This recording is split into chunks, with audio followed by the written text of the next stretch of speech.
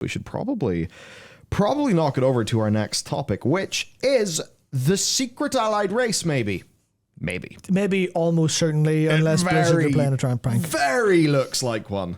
Yeah. So, yeah, is this the missing link between trolls and elves? The lore there is that, trolls were just a natural bunch who sort of, I don't know, evolution, whatever, they appeared. They showed up. And those of them who were in and around the Well of Eternity then turned very slowly. They began to morph, and eventually that would lead to speciation and night elves. Mm-hmm. So we now but Michael, why are there still trolls? Damn. Why are there still monkeys if we evolved? Or apes, whatever. Very good, yeah. So this is our named NPC. This is Orwena. And yes. And we don't have the best resolution shot right here, but more or less, look at her. She's got big ears, tusks, but isn't quite as pointy as a troll. Has pointier feet than trolls, which is kind of weird. She's got quills for hair and quills vines all around the place and fur. And I'm just like, you know what? Yeah, this is good design, TM. So here's the crack with them being and armor. Yeah. Have you shown the armor? I have not yet. Where's that? Here, yes, this is good as shit. Yeah, it's really nice. Everyone's like, is this guard armor or is it heritage armor? What? If it's guard armor, I want it because it's sick as hell. Both. Yeah, it is actually really, really nice. Yeah, really so nice. The thing here that's interesting is just the sheer number of customizations that exist and how this is implemented in such a way that other things would work for it. You were talking about BFA. It's a little bit like how people, they looked at the Volpera, noticed that the Volpera were basically using a whole bunch of goblin stuff, and by basically tinkering around with some variables, you could basically just throw one into a character creator and away you went. Yeah. Right? So, it just worked. Yeah, so here's a fun example. And here's just that. Someone has reverse engineered this, and this is clearly not, this is very against TOS. To be doing this and et cetera, but Blizzard can't find you and kill you. Point being, this is not something that somebody has done in Photoshop. This is something that somebody has done in the actual game build. Yes, which is, these are all the things that, this is all the data here that Wowhead found and put in their dressing room as well. Yeah. And you can see it's all tagged with the exact same name, the exact same everything. So there's that, and clearly it's not quite ready to cook because that's what they look like on the character select screen. Oh. Big. Yes, very big. Very large. Very big. Yeah. Which is clearly just a model scaling issue, to be honest. But I was like, this looks incredibly faked. And then I looked and went, oh no, you've done the transparency under that new menu thing. Easier to reverse engineer than to fake that, to be honest. Yeah. But a bunch of effort. So this is the fun thing. I guess we could also talk a little bit about the troll furries. Yes, basically troll furries. More or less spot on. Which obviously World of Warcraft players are apparently all furries based on how many people played Druids. There you go. So do I. That doesn't mean anything. Correlation, not causation. Go away.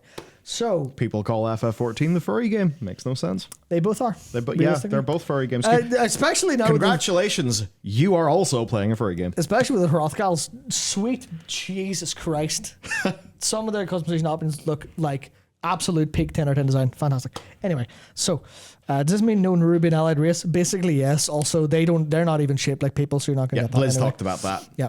So imagine you have a Nerubian that actually looks like a Nerubian, walks like a Nerubian, has all the different legs and things.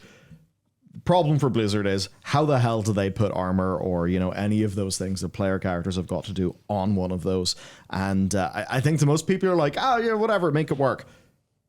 The amount of budget that something like that takes is insane, truly insane. People sometimes would be confused of how is it that the FF dev team releases races the way that they do? And that's just because different body types and customization options, that is extremely expensive to do. Yeah. So do you want to talk about who these Haranir might be and why and their links? Yes. Okay. I'm going to have to do a little bit of cooking because we have in our doc. I'll have to find it here myself. So are we going to be doing the Aluna stuff? Exactly. So let's look, and if you want to know how people find stuff on Alpha, I'm not joking. It is literally this easy. God, you're performing secondary data mining, Matt. Yeah. This is just the database posted up. Yeah. They haven't manually done this. ONM's got some stuff. NPCs.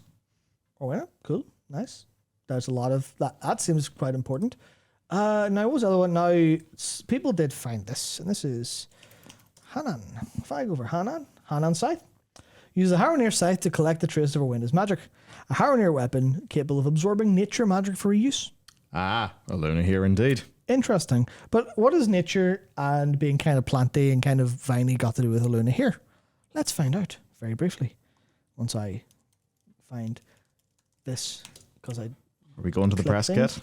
I'm going to the press Yes, kit. if you want to look at pretty things, the Blizzard Press Center is usually the place to go to. Yeah, this is very, very, very good. So what I'm going for something specific. I won't go through most of this because it's screenshots, whatever. Let's go to zone screenshots. Let's go to, where's it at? Ashgahet. Let's go next. Is it 5 or is it 6?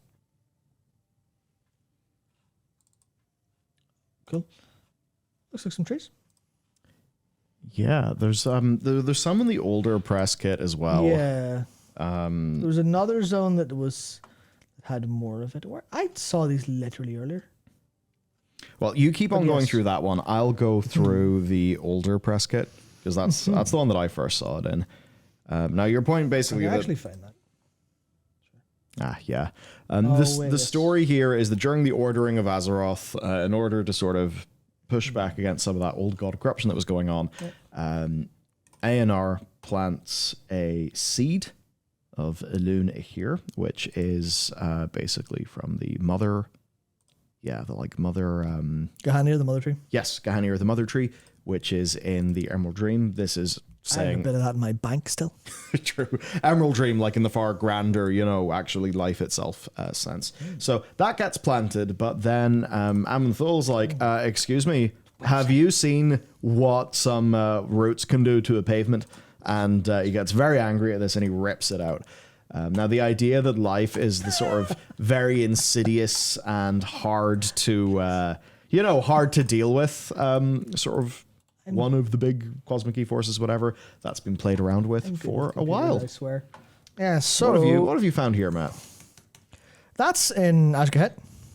Yeah, that's a bunch of life-looking stuff in That's a Ashgahet. load of trees, and those are pointy little vines and leaves that are red and yellow and might, in some capacity, look something like what Orwin has got going on here.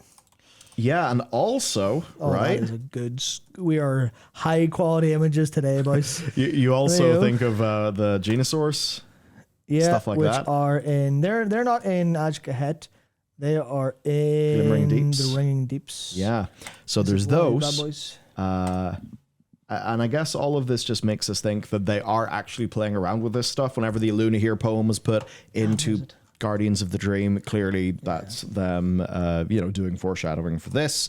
And that could be setting up stuff even for the Return of the Titans. Because that's when we'll see ANR again. Of course, ANR is an important character with Elune. Who's also important with Elune? Well, you got some Tauren, you've got, of course, Night Elves. And yes, there's our Genosaur. Now, these guys... Or whatever the hell it is. These guys basically almost completely overran the world of Draenor. And a whole bunch of things in that world's deep, deep, deep past happened, right? So that's all very fascinating. And there is... Oh, come on, brain. There is another side to this that I know is relevant. Man, it's really painful. No, It is, yeah. no, it's not. It's time rifts.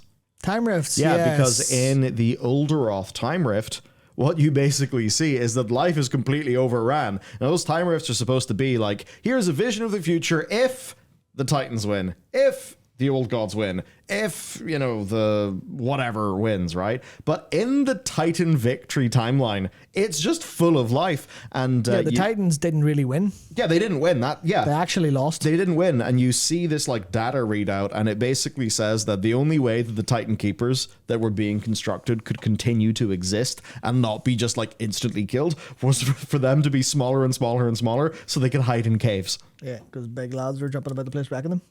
Yeah, because like just unleashed life was way too dangerous.